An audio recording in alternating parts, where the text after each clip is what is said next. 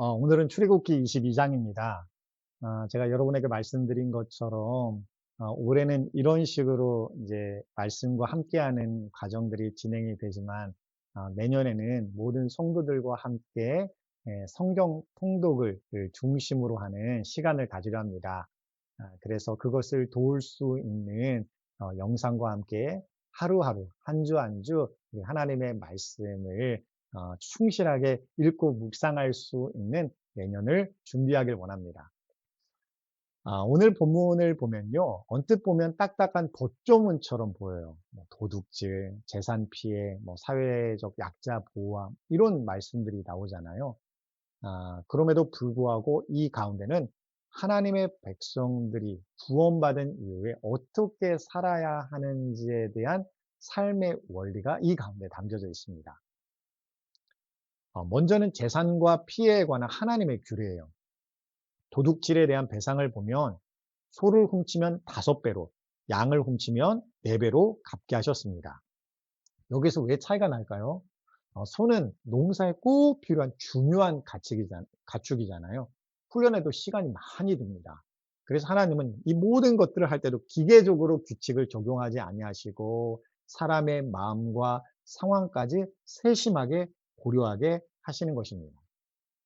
정당방위에 대해서도 마찬가지예요. 도둑이 밤에 침입하다 죽었으면 정당방위로 인정받게 하셨습니다.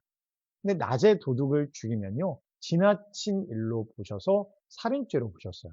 왜냐하면 낮엔 다른 방법으로도 그를 쫓아낼 수 있다라고 보셨기 때문입니다.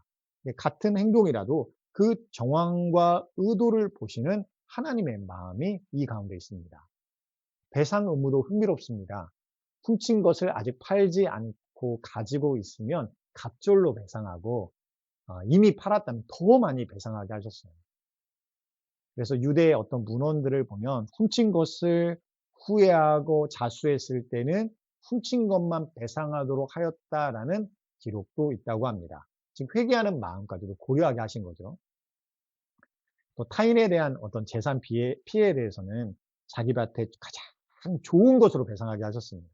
그냥이 아니에요. 너 하나, 나 하나 이런 식이 아니라 어떤 것을 훔쳤더라도 어떤 것들에 대해서 피해를 입혔더라도 거기에 대해서 내가 가진 가장 좋은 것을 가지고 배상하도록 하셨어요.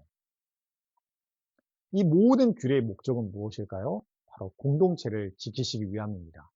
힘 있는 사람이 계속 유리하고 약한 사람이 계속 손해보는 그런 구조가 되지 않게 하시려는 거예요. 그 다음은 사회적인 약자와 하나님에 대한 규례입니다. 여성 보호에 관해서는 정혼하지 않은 처녀를 꾀하여 동침한 경우 반드시 신부 측에 지참금을 들여 아내로 삼게 하셨습니다. 당시 딸을 시집 보낸다는 것은요, 단순히 요즘의 어떤 해석으로만 할 수 없어요. 중요한 가정의 노동력을 잃어버리게 되는 것입니다. 그래서 여성을 보호하고 가정의 질서를 지키려는 그런 규례가 그 가운데 담겨져 있어요. 사회적인 약자와 보호가 특별히 감동적입니다. 나그네와 과부와 고아를 학대하지 말라라고 명령하고 계세요. 요즘 이제 룻기를 보고 있는데 거기에도 이제 등장하는 거죠. 하나님이 가난한 자, 약한 자를 어떻게 돕게 하시는지, 그들을 위하여 어떤 배려와 섬김이 있어야 되는지를 명령하고 계십니다. 그러면서 어떤 말씀이 있냐면, 만일 그 약한 자들이 하나님께 부르짖으면 반드시 들으시고 응답하시겠다라고 약속하세요. 또 약자를 괴롭히는 사람들에게는 하나님이 진노하시고 그들도 똑같이 그런 과부가 되고 고아가 되게 하시겠다라고 엄중히 경고하고 계십니다.